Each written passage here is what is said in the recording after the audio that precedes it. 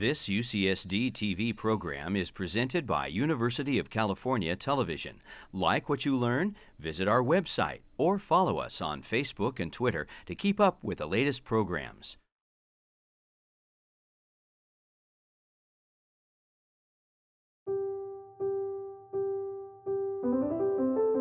We are the paradoxical ape, bipedal, naked, large-brained, long the master of fire, tools, and language, but still trying to understand ourselves, aware that death is inevitable, yet filled with optimism. We grow up slowly. We hand down knowledge. We empathize and deceive. We shape the future from our shared understanding of the past. CARTA brings together experts from diverse disciplines to exchange insights on who we are and how we got here. An exploration made possible by the generosity of humans like you.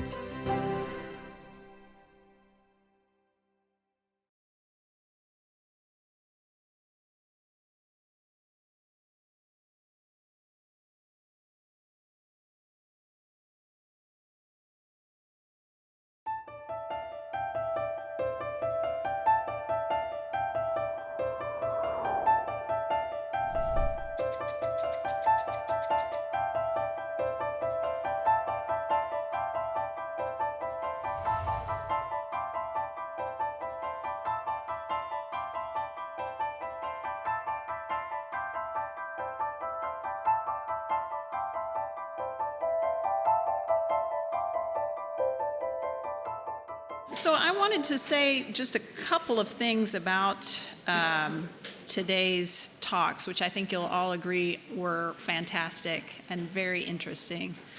Yes.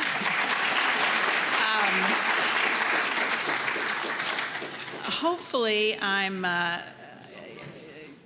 not as, when I think back about all that's really happened and developed in the field of ancient DNA, it's really quite amazing. And I'm older than I hopefully look, but when I was a graduate student in 1990, I actually started working on ancient DNA and this very new field of ancient DNA. There were only a handful of papers that were published. And I talked to my advisor and got him to agree that I could give this a try. And I started doing some preliminary work with this brand new technology called PCR, right? And it was great, and I managed to, I worked really hard, and I got a few bands, and I did these analyses and saved them on my 5.5-inch floppy. And my advisor, it was very laborious, let me tell you. My advisor said, there's this new conference, international conference on ancient DNA. Why don't you go to that and talk about what you've done? And so I printed out my paper on the dot matrix, and off I went to Nottingham, England. And there were really only 30 or 40 of us there. It included Svante Pääbo and Erica Hagelberg and Dan Bradley, who's done some amazing work on domestication of cattle. And, I don't think any of us there thought that now we would be looking at, these genome sequences from archaic humans. I think that was really beyond the pale because if you think back, those of you who were even alive, some of you were, I know.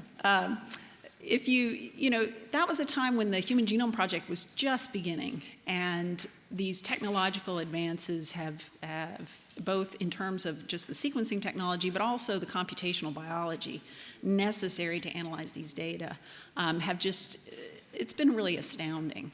And with the Neanderthal Genome Project, these ancient DNA methods were really pushed farther, and like Matthias Meyer, I'm very excited to see what comes next. Also in the early 90s, we were in the out of Africa versus multi-regionalism debate. And I think we now are, it's obvious from today's talks that we're in the mostly out of Africa, look at all these interactions and admixture events that have happened. It's really quite fascinating. Another thing that I would point out is the analysis of the modern human genomes is imperative for understanding the context and seeing these patterns of local adaptation. And then now with the ancient data of seeing how they develop through time. And I think Johannes's talk was really lovely in giving us that really fine-grained sense of population history in Europe. And we're beginning to also see that to some extent in the Americas. I think it's also fascinating to think that the archaic human cousins are still with us in a sense, in that we have these pieces of DNA that give us really fascinating insight into what they have given us and also into what they haven't given us, I think is also quite fascinating. And so now I think perhaps we are ready for questions. All right, so I'm going to turn it over to Ed for the first 20 minutes of questions.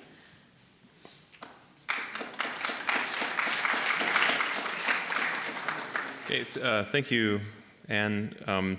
You have your work cut out for you, too. There are a bunch of questions for the second half. I have picked out a few of the many fantastic, we have a question over here if someone wants to get that, questions that were submitted via these cards. So speakers from the first part on your toes. So the first one comes for Sriram. And the question is, did we inherit diabetes strictly from Neanderthals? And I would like to embellish this question a little bit. Is there any particular single thing that we can say, we got that from Neanderthals?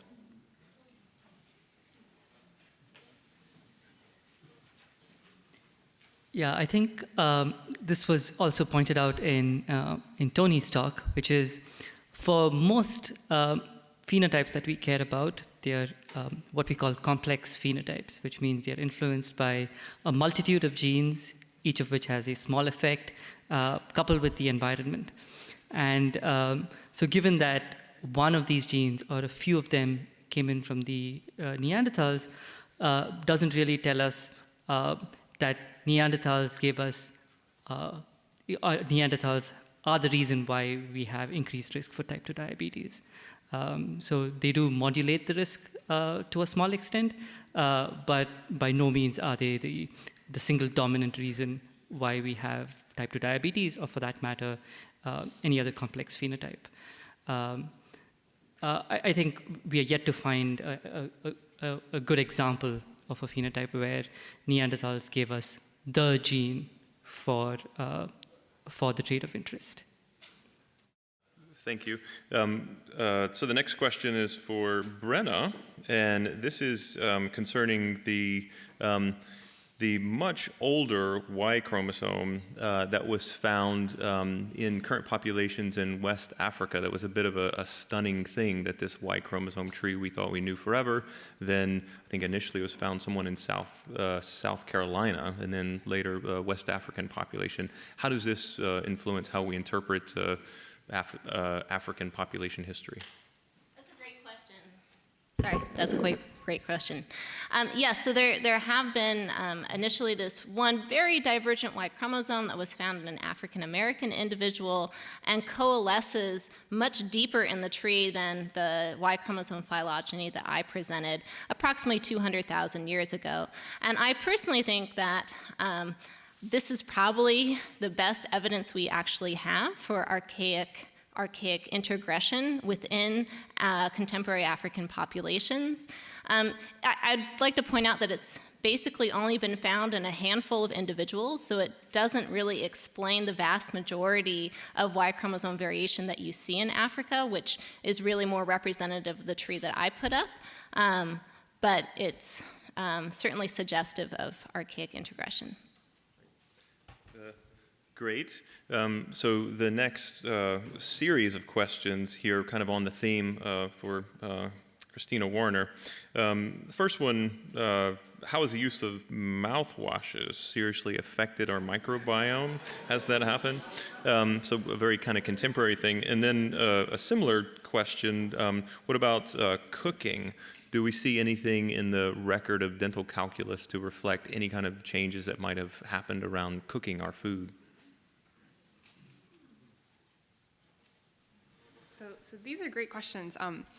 I can rest assured, I can leave you assured that mouthwash actually does absolutely nothing except give you fresh breath for a brief period of time. So it doesn't appear to really alter in any persistent way your oral microbiome.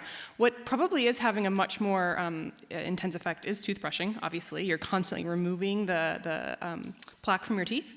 And as a result, one thing that I've noticed, and in combination with modern dentifrices or toothpastes that are tartar-controlled toothpaste, they actually slowly dissolve the tartar in your teeth, and that does seem to actually shift your microbiome.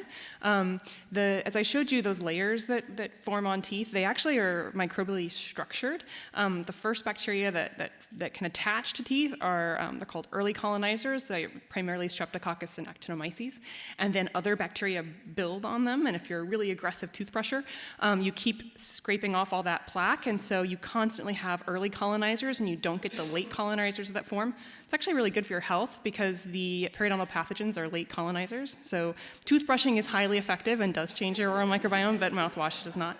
It's a long answer to a short question. And the second question was about cooking.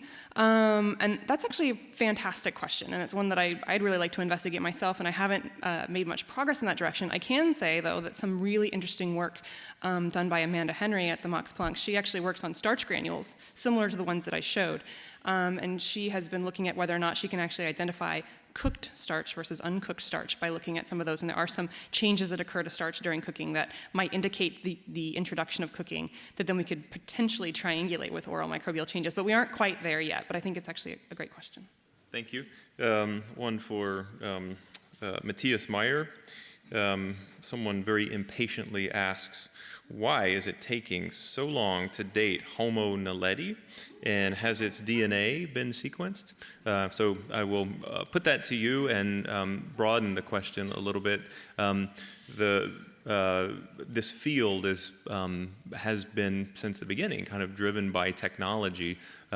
For this sample or any other samples, are there any great technologies that you can imagine on the horizon that might be the thing that we, in 5 years, look back on and say, yeah, that really sparked the next revolution?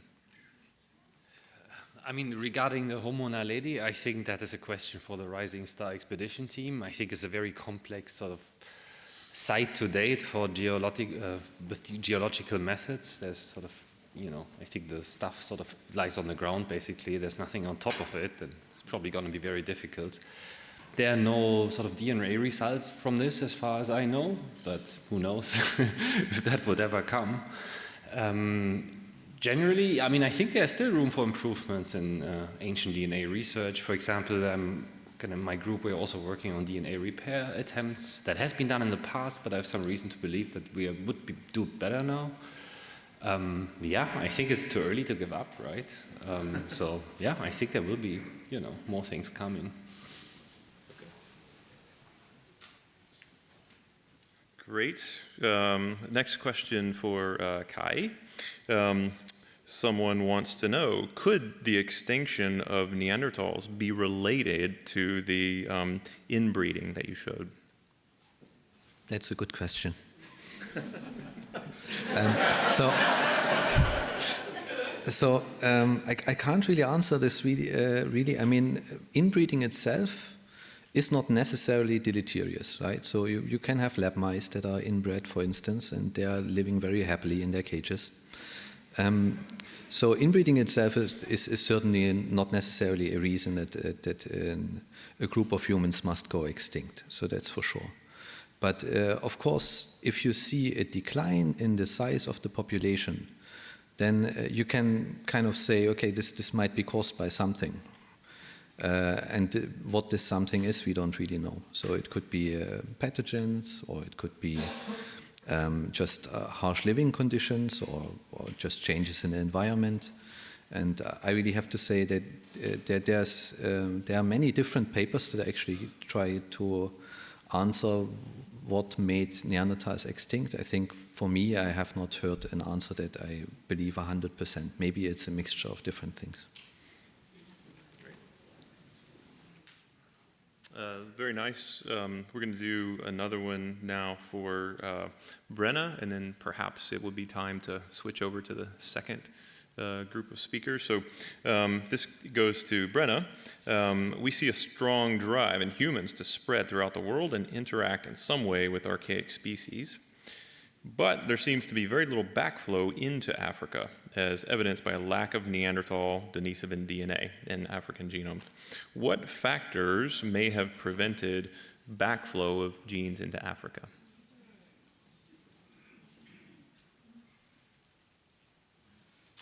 That's a complex question. There actually was a recent paper arguing that there was gene flow back to Africa, specifically into northeastern Africa and Ethiopia, using an ancient genome. That paper is now somewhat controversial due to some biostatistical mistakes. I actually, a few years ago, looked at gene flow from the Near East into North Africa, and one of the things that we did see at that, in that paper is that there likely was an event back to Africa approximately 30,000 years or 30 to 40,000 years ago. And so I would say that it's not a closed junction. I think there have been periods in time that are probably climatically influenced in which populations did move back and forth between the Near East and northeastern Africa. But Africa is a highly complex environmental area.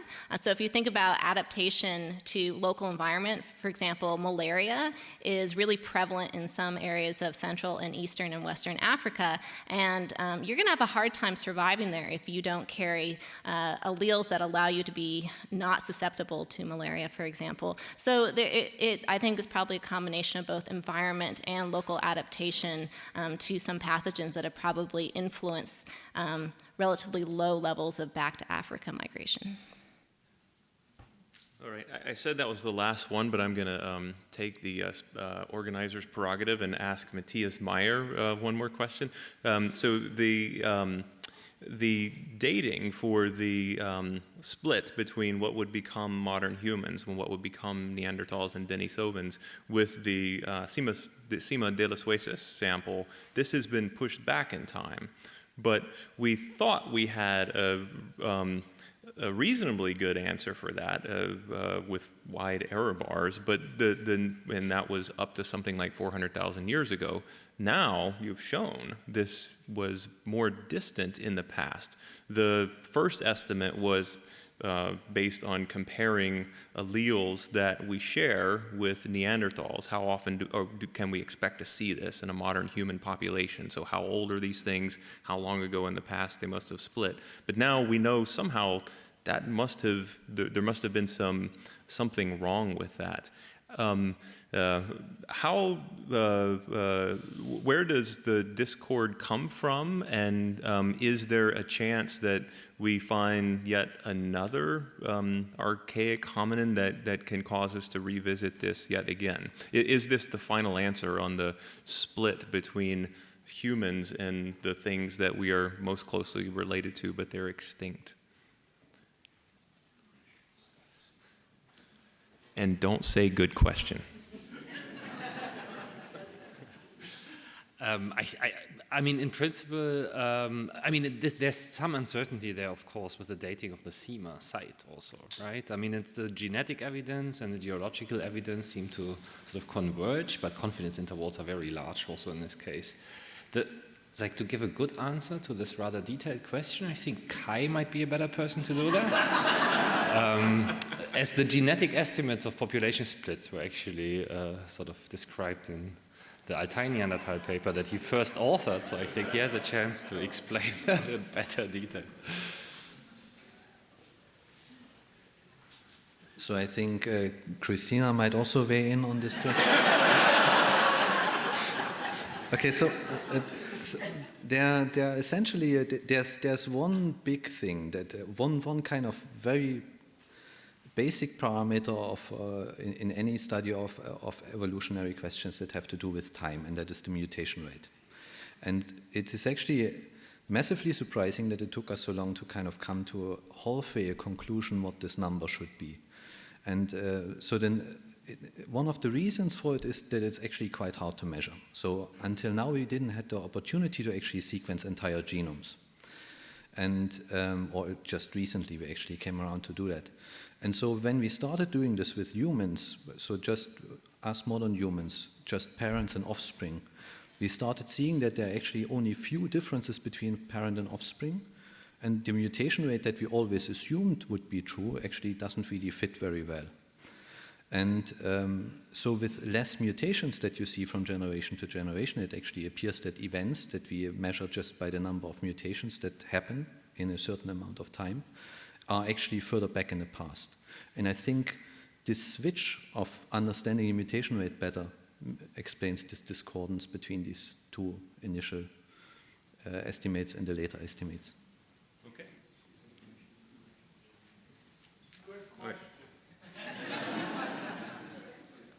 We have a...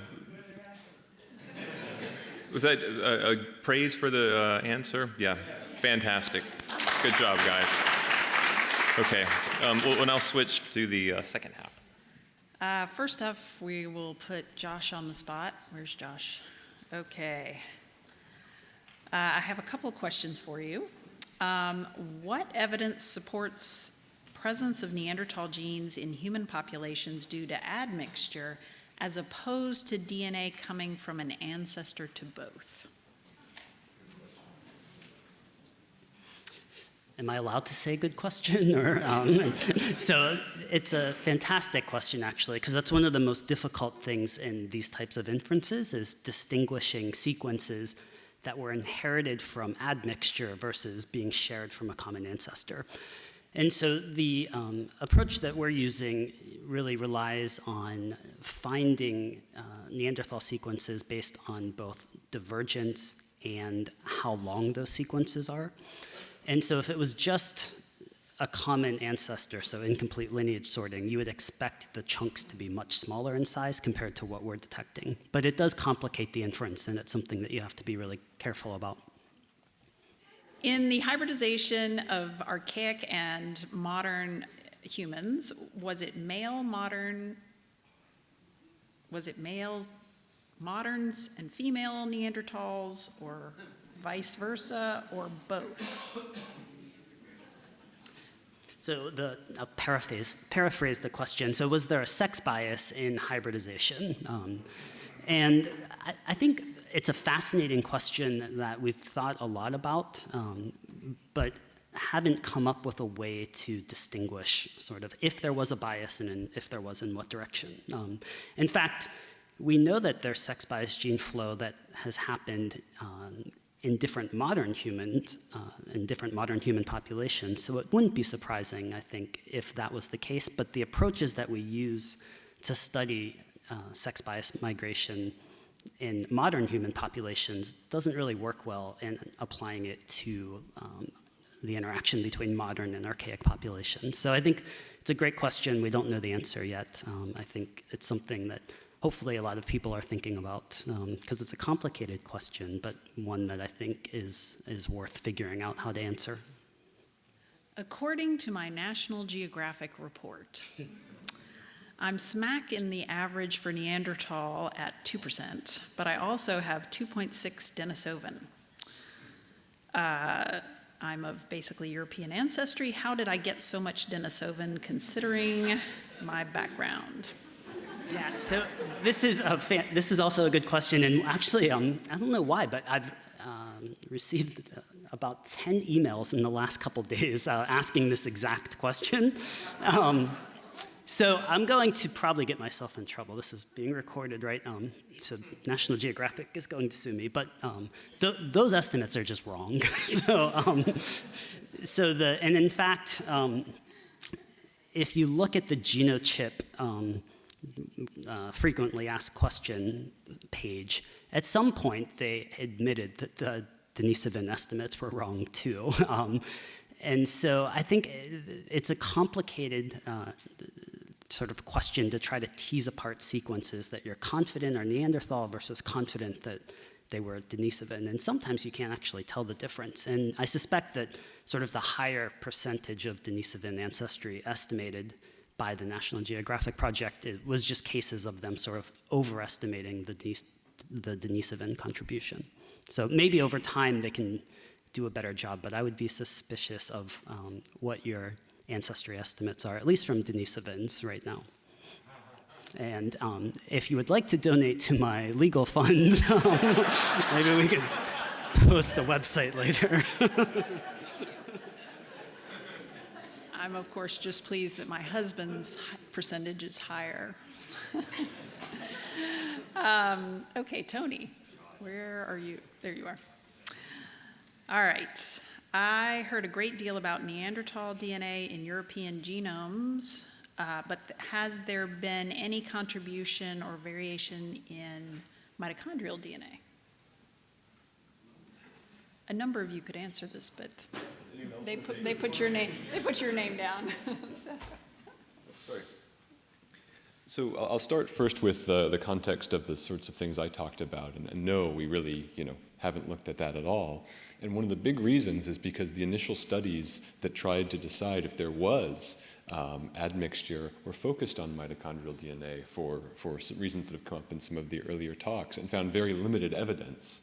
In fact, no evidence of that in looking at mitochondrial sequences. So there really wouldn't be a clear signature of what would be integressed there or not. So it's not really possible to look at that. Is there an ongoing effort on the part of scientists to encourage expansion of genomic information for medical data or from these large medical organizations like Scripps and UCSD? And a number of people asked why there weren't any dots on your map in the West. Well, yes. So there was one. There's one at University of Washington as a partner in this in this network that we used. But there are similar efforts that are coming up on the West Coast. For example, Kaiser has a large database that has some similar attributes to what we have and have been looking at that they're building. And this is a wide, as I showed across a lot of the world, countries and individual hospital systems are really, really excited about the potential of electronic medical record data linked to genetic data for the purposes of precision or personalized medicine, as you've heard. So there's great, great interest. And you might also have heard several months ago, there's the Precision Medicine Initiative announced by the president. It's a nationwide effort to get millions of people across the country involved in systems like this. So that's great from the perspective of understanding the genetics of disease, but from my perspective, it's also great about trying to understand the evolution of our species and how that relates to our risk for disease. Okay, Johannes. Since you're German. No vice versa, please. Is it Neanderthal or Neanderthal? Wow. I'm the wrong question. I should refer to Kai or Matthias for that again. But I actually came from the Leipzig school myself as well, and there we call it Tal and not Thal, which goes back to some phonetic change that actually happened about 100 years ago in Germany, where we now call a valley Tal, so it's T, whereas 150 years ago when the Neanderthal was discovered in the Neander Valley, it was still with TH. So therefore, I think we have changed our language and we therefore adopted also the T and not the TH, but I know it's under discussion and debate, so hope that's... Our linguistics for today. Okay, is the second migration related to the spread of Indo-European language? And what contribution do you think warfare played in some of these large-scale genetic migrations? So in the paper that we published last year, we actually hypothesized that the second migration was also related to the spread of Indo-European languages, and I think there is more and more evidence actually popping up that this is actually true. I'm working in the institute now with one of the leading linguists that actually has done divergence estimates of ancient languages, Russell Gray, and they have actually dated that the early divergence of Indo-European languages was something like 8,000 years ago, which is actually younger than the separation of Anatolian populations from basically the Near East to Europe. So it really seems to better actually relate to this split that might have happened 6,000 to 7,000 years ago, maybe in the steppes. So I think there's actually very good evidence for that. Also, there is more evidence coming to light soon on the genetic makeup of early farmers in the Near East, and I think there will be also interesting to look at that. But from my point of view, I think there is very good evidence for that, but of course it's very difficult to link genes and language, because of course those ancient skeletons and even DNA doesn't really tell us what those people were speaking, but I think there's actually a good case for that. What was the second question? Oh, warfare, yes. The people that actually spread during the time, this corded ware culture, is actually also called the battle axe culture. So much for that question. I think there is very strong evidence that those people have actually been quite violent. So there are almost all of them buried with axes, which were probably not just used to chop wood, but maybe also heads. So I think there is actually some evidence for that. How strong that evidence is and if that would explain the complete turnover is quite uncertain, but it might have also been related to that. Again, we don't really know whether it was diseases, whether it was some other changes in the environment, or really kind of warfare that have actually caused this genetic turnover. But it's a good question.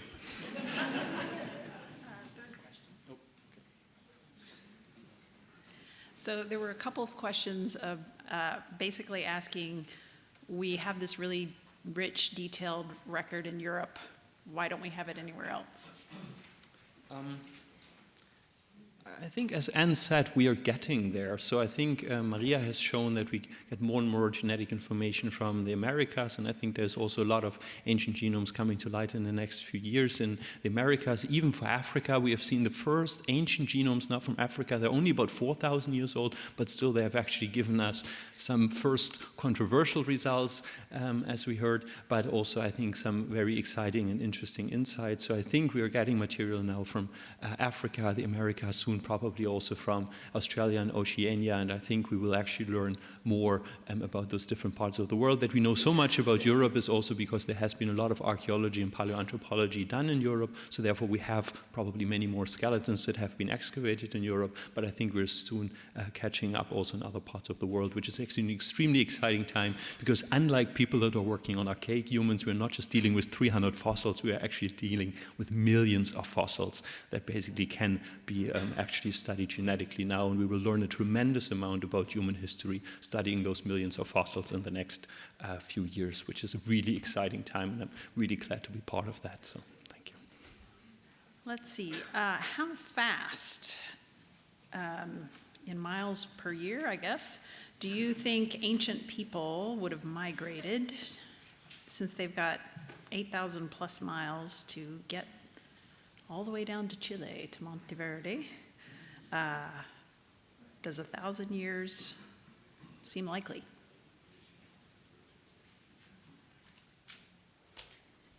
I think in kilometers, not in miles. No, but actually, there is actually 1,000 years is like an estimate now for the time that it took people to move all the way from Alaska to Monteverde.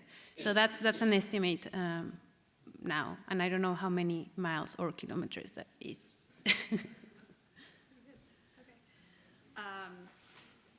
Is there some evidence for migration into the Americas around 30,000 years BP? There's some questions about, I guess, some bones in caves in Brazil. Yeah. Yeah, that's still very controversial. So I didn't want to bring it up because it's very debatable. So there is evidence in Brazil of something that looks like stone tools that could have been made by humans, but it also, like some people argue that that's just the shape of a rock falling from somewhere that is somewhere high. So yeah, it's inconclusive. And the last question, could the shared skull morphology among Austronesians and South Americans be a result of shared Denisovan or Denisovan-like ancestry?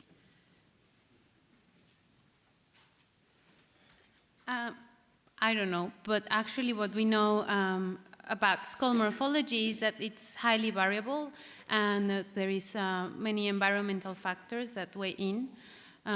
So what we actually think is happening here is some sort of adaptation in this, at least in the Pericus and the Fuego Patagonians. But I had that question myself as well, like if maybe this signal that we see in South America could be something of shared Denisovan ancestry, because it's been observed also that in these particular groups in the Savante, well, in the Caritiana and Suru, there's also high Denisovan ancestry there. So I don't know if that could be a confounder.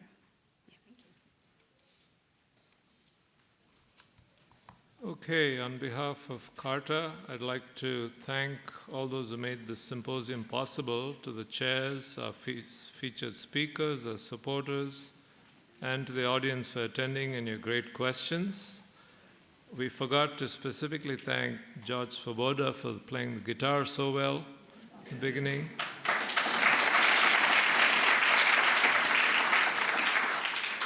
And the person who made this slide always leaves his name off. Jesse Roby did the artwork.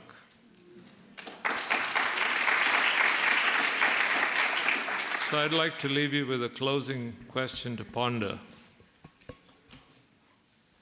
Why are there no persisting true hybrid species of us humans with Denisovans, Neanderthals, or anyone else? In other words, what happened to everyone else? So Svante Pablo was visiting here a month or two ago, and he and I had a chat, and we came up with a possible answer.